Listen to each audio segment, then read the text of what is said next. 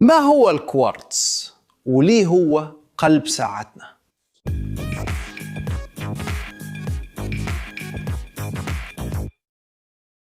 ازيكم يا عشاق الهندسة؟ عمركم سألتوا نفسكم ازاي حاجة صغيرة زي ساعة اليد بتكون دقيقة بالشكل المدهش ده؟ الإجابة في مادة يمكن تكونوا عارفينها، لكن السحر الحقيقي فيها في خصائصها العميقة جدا. من المنبه اللي جنب سريرك لحد الستوب ووتش اللي في موبايلك، أغلب الأجهزة اللي بتقيس الوقت النهاردة بتعتمد على كريستالة كوارتز صغيرة. بس إيه هو الكوارتز ده؟ وليه هو مميز قوي لدرجة إنه بقى البطل في دقة الساعة؟ في الأساس الكوارتز هو معدن مكون من تاني أكسيد السيليكون أو SiO2، وده واحد من أكتر المعادن انتشارا في قشرة الأرض، موجود بأشكال وأحجام مختلفة من رملة الشاطئ لحد الكريستالات الشفافة الجميلة. جمال الكوارتز مش بس في شكله، لكن كمان في خاصية كهروميكانيكية مدهشة اسمها التأثير الكهروضغطة، وده اللي بيخليه مثالي لقياس الوقت بدقة. بس ايه هو التأثير الكهروضغطة ده؟ وازاي بيخلي قطعة صخر طبيعي تقدر تعد الوقت؟ تخيل كده لما تضغط ميكانيكيا على بلورة الكوارتز هي بتولد شحنة كهربائية صغيرة، والعكس كمان بيحصل. يعني لو طبقت عليه جهد كهربائي البلورة بتتشوه أو بتتحرك. القدرة دي على تحويل الطاقة الميكانيكية الكهربائية والعكس دي اللي بنسميها التأثير الكهروضغطي. التأثير ده اكتشفه الإخوة بيير وجاك كوريه سنة 1880، وهو السر ورا كتير من الأجهزة الحديثة بما فيها ساعاتنا. الفكرة العبقرية هي إنه لما بلورة الكوارتز تتقطع وتتلمع بطريقة معينة جدا وتتحط في دائرة إلكترونية، هيبتدي يهتز بتردد دقيق جدا وثابت لما توصله تيار كهربائي، كأنه بنادول صغير أو مترونوم، بس بانتظام لا يقارن، وبيهتز ملايين المرات في الثانية. التردد ده ثابت لدرجة انه بيبقى اساس مثالي لقياس الفترات الزمنية. الدارة الالكترونية اللي معاه بتكون مصممة علشان تعد الاهتزازات دي، وكل عدد معين من الاهتزازات بتبعت نبضة لموتور الساعة فتحرك العقارب او تعرض الوقت بشكل رقمي. ده دورة مستمرة من الطاقة الكهربائية اللي بتتحول لاهتزاز ميكانيكي، والاهتزاز ده بيتعد بدقة مذهلة. وليه الكوارتز بالذات مش أي مادة تانية تختار للمهمة الحساسة دي؟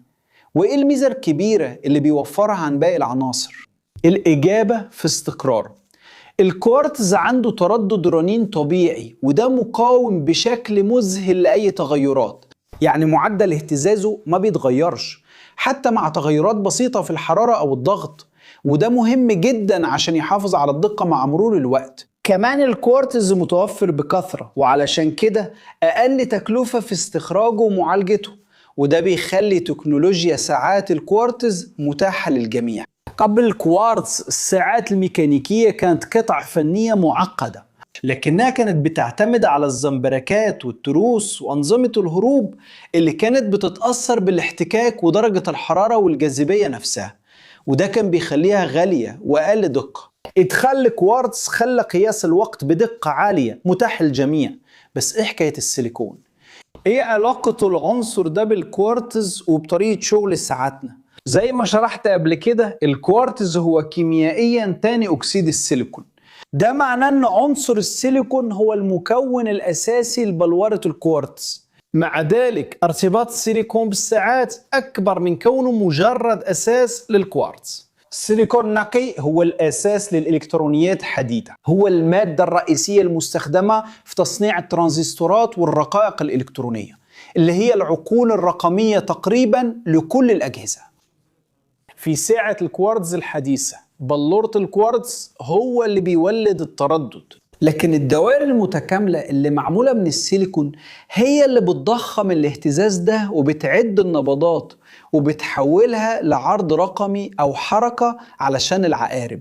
يعني الكوارتز هو سيد الوقت، والسيليكون في صورته كشبه موصل هو المهندس الإلكتروني اللي بيترجم ويدير الدقة دي. اختراع ساعة الكوارتز في الستينات كان بداية اللي تعرف باسم ثورة الكوارتز. الابتكار ده غير صناعة الساعات وخلى الساعات الميكانيكية اللي كانت زمان معيار الدقة تبقى دلوقتي حاجات فخمة أو للجامعين. ساعات الكوارتز كانت ولسه أدق وأكتر متانة وكمان أرخص بكتير في الإنتاج الجماعي. تكنولوجيا الكوارتز ما اقتصرتش بس على ساعات اليد أو الحائط، ثباتها ودقتها كانوا لا يقدروا بثمن. في عدد لا يحصى من التطبيقات التانية زي الكمبيوترات اللي بتستخدمها لمزامنة العمليات الداخلية بتاعتها، وفي أجهزة الاتصالات عشان يضمنوا وضوح الإشارات، وحتى في الأجهزة العلمية وأجهزة الملاحة اللي بتحتاج قياسات وقت دقيقة جدا. فعشان كده المرة الجاية اللي تبص فيها على ساعة رقمية أو عقارب، افتكر إن ورا الشاشة أو المينا دي ممكن يكون فيه كريستالة كوارتز صغيرة وبسيطة، وهي بتتهز بصبر ملايين المرات في التانية، وبتحدد إيقاع يومك بدقة الهندسة والعلم اللي تعاونوا مع خصائص الطبيعة علشان يخلوا ده ممكن. ودي أكبر دليل على إزاي خصائص مادة معينة لما تتجمع مع ذكاء الإنسان ممكن يكون ليها تأثير ضخم على حياتنا. لو وصلت لحد هنا وعجبك الفيديو اشترك في القناة لو لسه مش مشترك، وسيب لايك وفعل الجرس علشان توصلك كل الإشعارات.